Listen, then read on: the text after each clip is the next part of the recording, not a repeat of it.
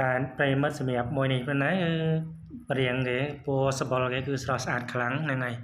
យើងមើលទៅគឺក្រហមកម្ៅគឺស្រស់ស្អាតខ្លាំងមែនទែនតែចំណុចដែលគួរឲ្យកត់សម្គាល់នោះគឺគាត់អត់ចេះខំដៃទេហ្នឹងហើយ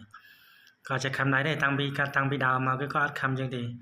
ហើយបើយើងក៏លេខមកមើលអឺ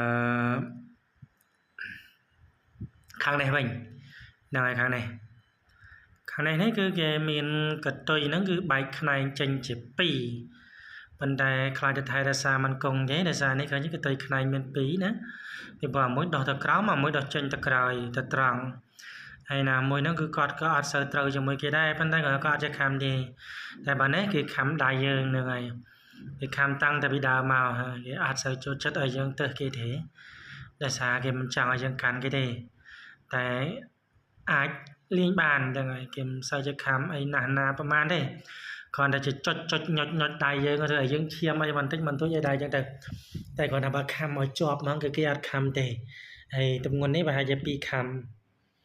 អាចប្រហែលជា2ខំហើយពីព្រោះសត្វតែសាច់សុទ្ធតែហ្មងហើយយើងមើលចាក់ស្ដែងទៅ